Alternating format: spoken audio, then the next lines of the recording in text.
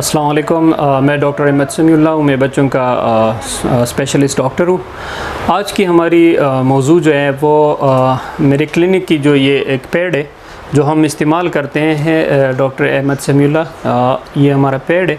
इस पे इसकी जो आप कवर पेज पे जाएं, यहाँ पे इसकी कुछ पैगामात हमने आप लोगों के लिए लिखे हुए हैं। ये पैगामात जो हैं आप लोग पढ़ सकते हैं, आपको ऑनसेट में भी नज़र आते होंगे। इसको आप देख के पढ़ ले। ये पैगामात मैं थोड़ी सी इनकी वजाहत आज कर रहा हूँ क्योंकि बहुत ज़रूरी पैगामात हैं आप लोगों के लिए, और मैं चाहूँगा कि हमारे क्लिनिक से जो भी वालिदैन इस तरह के जो पेड लेके फ़ाइल जो है वो लेके जाते हैं तो वो इनको ज़रूर पढ़े और अपने दोस्तों के साथ भी शेयर करें, क्योंकि ये सेहत से मुतालिक बहुत ज़रूरी पैगामात है। जो सबसे पहले पैगाम है वो ये कि 18 साल से कम उम्र लोगों की शादी की हौसला नहीं करें। ऐसा हमने क्यों लिखा है कि पाकिस्तान में और मुल्क के ज़्यादातर जो बहुत सारे दुनिया के दूसरे ममालिक है उनमें जो बचपन की उम्र है वो 18 साल तक है। तो पाकिस्तान में भी आप शनाती कार्ड जो हैं वो 18 साल तक नहीं बना सकते। जब तक आप 18 साल के ना हो जाए तो 18 साल के बाद जो है आप अपना शनाती कार्ड बनवा सकते हैं। तो इससे पहले स्मार्ट कार्ड बनता है। तो ये 18 साल तक इंसान जो है वो बच्चा ही शुमार होता है। तो बच्चों की शादी पे चूँकि ज़्यादातर ममालिक में पाबंदी होती है, और इसकी वजह ये है कि बहुत कम उम्र में शादी होने से बच्चे जो वालिदैन होते हैं वो ज़हनी तौर पे इतने मैच्योर नहीं होते, इतने संजीदा नहीं हुए होते, इतने वो नहीं होते कि वो बच्चों को संभाल सके, उनकी अच्छी तरीके से परवरिश कर सके और उनकी सेहत की देखभाल कर सके। तो जो मेडिकल साइंस है उनके बहुत सारे इस पर रिसर्च पेपर्स मौजूद है कि कम उम्री की शादियों के बच्चों के लिए, वालिदैन के लिए और पूरे मुआशरे के लिए नुकसानात है।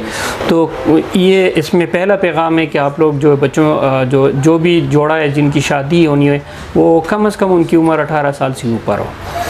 दूसरा पैगाम हमारा ये कि जो पहली बार माँ बन रही हो वो ख़ातून जो है वो ज़रूर किसी लेडी डॉक्टर से, जो मुस्तनद लेडी डॉक्टर हो, उनसे मशवरा करे और उनसे जो है वो अपनी चेकअप करवाएं, क्योंकि कुछ बीमारियां ऐसी होती है जो वालिदैन को तो पता नहीं होता लेकिन वो उनमें होती है और वो फिर दौरान जो हमल होते हैं वो पेचीदगियों का सबब बनती है। तो किसी भी मुस्तनद डॉक्टर साहिबा के पास आप लोगों को, जब आप लोग पहली बार माँ बाप बन रहे हों, तो ज़रूर जाया करें और उनसे ज़रूर एक कंसल्टेशन लिया करें। जो तीसरी हमारी है वो ये है कि जब आप लोग पहली बार माँ बन जाए तो ये होता है कि आपके ये जो 4-5 टेस्ट है ये हर सूरत होनी चाहिए, बहुत ज़रूरी है। मसलन आपका पहला जो टेस्ट है वो आपका वज़न का होना चाहिए। वालिदैन, अगर माँ का वज़न ज़्यादा हो तो उमूमन देखा गया है बच्चे का भी वज़न ज़्यादा होता है। माँ का वज़न कम हो, सेहत ख़राब हो, तो बच्चे का भी वज़न कम और सेहत ख़राब हो सकता है। तो आप लोगों के अपना वज़न ज़रूर चेक करना चाहिए। हमारी जो ज़्यादातर जो अमेरिकन कॉलेज ऑफ गायनेकोलॉजिस्ट है उनकी रिकमेंडेशन ये है कि एक माँ जो है वो 12 जो उनकी जो उम्मीदवारी है इसके पूरी उम्मीदवारी के दौरान और उम्मीदवार होने से पहले जो है, यानी हमल से पहले उसके और हमल के दौरान सारी 12 किलो से ज़्यादा वज़न उसकी नहीं बढ़नी चाहिए। अगर आपका वज़न 12 किलो से ज़्यादा जो हमल के दौरान बढ़ रहा है तो आपको किसी मुस्तनद डॉक्टर से मशवरा करना है। तो ये कैसे आपको पता चलेगा? ये ऐसे चलेगा जब आप लोग पहले वज़न कर ले, यानी आप हमल से पहले अपना वज़न मालूम कर ले कि आपका वज़न है कितना, तो हमल के दौरान फिर वक्तन फ़वक्तन आप मालूम कर सकते हैं। इसके बाद फिर आपका ब्लड प्रेशर ज़रूर चेक होना चाहिए। ब्लड प्रेशर एक ऐसी बीमारी है जो कभी कभार जो है वो अपनी अलामात तो ज़ाहिर नहीं करती लेकिन अंदर ही अंदर इंसान के लिए नुकसानात करते हैं। तो आपका ब्लड प्रेशर जो है वो किसी मुस्तनद डॉक्टर से ज़रूर चेक कर लें, जो हामला खातून है, कि उनका ब्लड प्रेशर कितना है, क्योंकि कभी कभार ब्लड प्रेशर जो है वो इतना बढ़ जाता है कि माँ को फिर हमल के दौरान झटके पड़ जाते हैं। तो वो बच्चे के लिए भी बहुत मुज़रिस है। तो अगर आपका माँ का ब्लड प्रेशर कंट्रोल ना हो तो बच्चे पे बहुत बुरे असरात पड़ते हैं। इसके बाद आप ऐसी माँ का पेशाब का टेस्ट बहुत ज़रूरी होता है। पेशाब में अगर उसमें यह है कि कोई ज़ख़म हो, कोई इस तरह की ज़ख़म आ रहा हो, कोई पेचीदगी हो रही हो, तो उससे ये होता है कि बच्चे जो हैं वो ज़ाया होने का ख़तरा होता है। जो यूटीआई हम कहते हैं, स्पेशली फिब्राइल यूटीआई, उनमें जो है ये यूटीआई क्या होती है, पेशाब के ज़ख़म को कहते हैं, इनमें फिर बच्चे के ज़ाया होने के चांसेस ज़्यादा होते हैं। अगला टेस्ट जो है वो हमने ये लिखा हुआ है कि इसका ईयरकान का टेस्ट होना चाहिए। तो ईयरकान जो हेपेटाइटिस बी एंड सी है वो बहुत ज़रूरी कि इनके टेस्ट हो, क्योंकि हेपेटाइटिस बी एक ऐसी बीमारी है जिसका अगर ये खुदा न ख्वास्ता माँ को है और एक्टिव फेज़ में चल रही है तो ये बच्चे को मुंतकिल हो सकती है। और ऐसा ईयरकान जो बच्चे को माँ से मुंतकिल हो जाए उसके 90% चांसेस ये होते हैं कि वो जिगर का कैंसर बच्चे में बनाने का सबब बनता है। तो बजाय इसके कि वो बच्चे को कहीं बाहर से ईयरकान हो जाए, काला ईयरकान, तो माँ से जो ईयरकान जाता है वो बहुत ज़्यादा ख़तरनाक होता है। इसलिए हम चाहते हैं कि माँ के ईयरकान के टेस्ट होने चाहिए। अगर माँ का ईयरकान खुदा न ख्वास्ता आ जाए कि उसका काला ईयरकान है तो वो किसी मुस्तनद लेडी डॉक्टर से या जो हेपेटोलॉजिस्ट होता है जो कि जिगर का डॉक्टर होता है, मैदे जिगर का डॉक्टर, उनसे अपना इलाज करवाएं। और बच्चा जैसे ही पैदा हो जाए फ़ौरन उसको हेपेटाइटिस बी का वैक्सीन लगवाना चाहिए और फिर वो किसी मुस्तनद बच्चों के स्पेशलिस्ट डॉक्टर को भी दिखा लिया करें। तो ये पैगाम इसलिए लिखा था कि आप लोग अगर इन पे अमल करें तो आप लोगों का एक तो बच्चा सेहतमंद पैदा होगा, आप लोगों के बच्चा वज़न ब्लड प्रेशर की वजह से और जो है वो कमज़ोर नहीं होगा, उसको नुकसानात नहीं होंगे आपके। अगर ब्लड ग्रुप जो है, ये ब्लड ग्रुप इसमें एक बहुत इंपॉर्टेंट चीज़ है। ब्लड ग्रुप हर पहली बार माँ बनने वाली ख़ातून का ब्लड ग्रुप मालूम होना जाएगा। उसका ब्लड ग्रुप जो होते हैं वो ए होते हैं, बी होते हैं और इसके अलावा जो ए बी होते हैं और ओ होते हैं।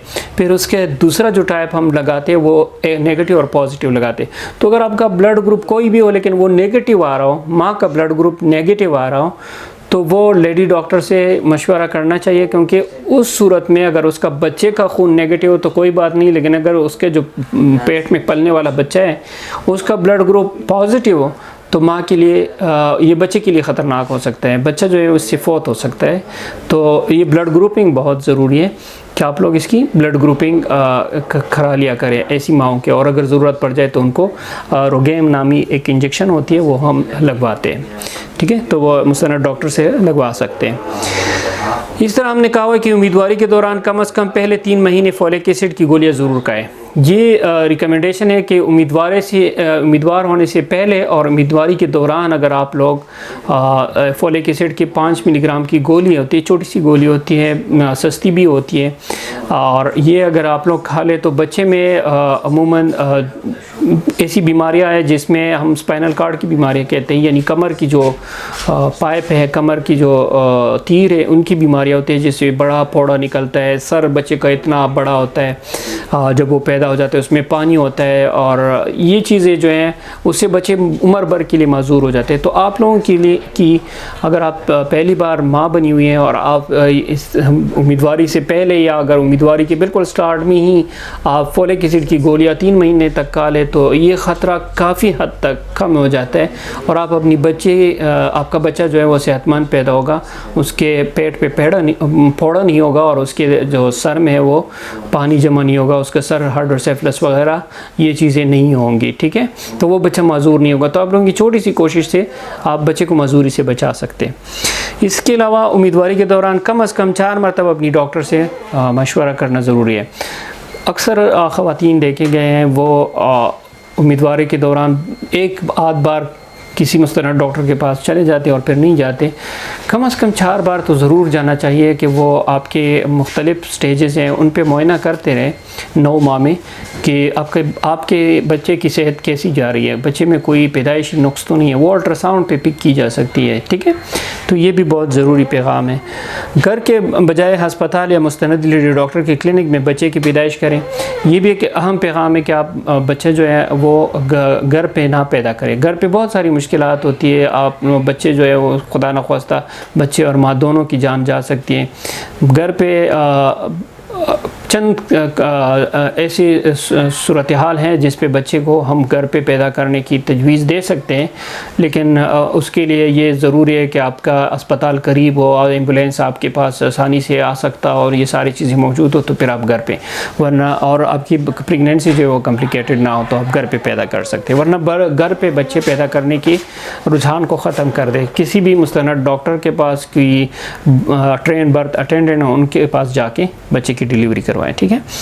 इसी तरह अगर आपके बच्चे की पैदाइश के 1 घंटा बाद बच्चे को ज़रूर अपना ही माँ का दूध देना चाहिए। बहुत सारे हम देख रहे हैं कि लोग जो हैं वो अभी ज़मज़म देते हैं, कोई गुट्ठी देती हैं, कोई शहद पिलाते हैं। ये बहुत ख़तरनाक काम है। बच्चे को सिर्फ़ और सिर्फ माँ का दूध दे, बेशक वो 2-3 कतरे ही क्यों ना हो, वो बच्चे के लिए इम्पोर्टेंट है।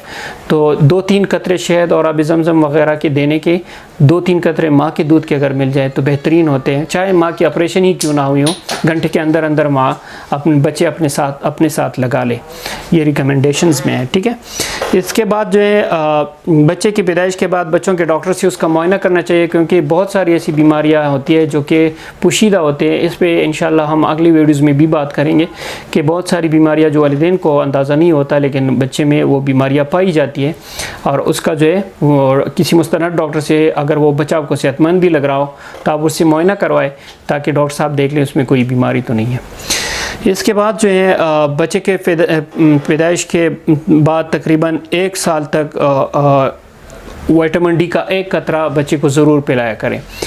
ये रिकमेंडेशन में है कि बच्चा कम से कम 1 साल तक विटामिन डी का 1 कतरा ले। ये बच्चे की हड्डियों और नशोनुमा के लिए बहुत ज़रूरी है। अगर आप लोग इतना नहीं कर सकते तो कम से कम 3 महीने तो ज़रूर दे दें, ठीक है। बच्चे को जो है 4 से 6 माह तक सिर्फ़ और सिर्फ माँ का दूध दे, कोई दूसरी चीज़ हद तक के पानी भी ना दें। डॉक्टर साहब फिर डिसाइड करेगा। अगर बच्चा 4 माह का है और उसको ज़रूरत है पानी का, तो वो डॉक्टर साहब आपको कह सकता है, कोई मुस्तनद डॉक्टर वो बच्चों का वो कह सकता है, वरना आप लोग ख़ुद से शुरू ना करें। 6 माह पे ये है कि आप बच्चे को दूध भी पानी भी और इस तरह की जो बिल्कुल सॉफ्ट चीज़ें वो स्टार्ट कर सकते हैं। 6 माह के बाद ज़रूर स्टार्ट करनी चाहिए, चाहे बच्चे के दूध पूरा ही क्यों ना हो, ठीक है।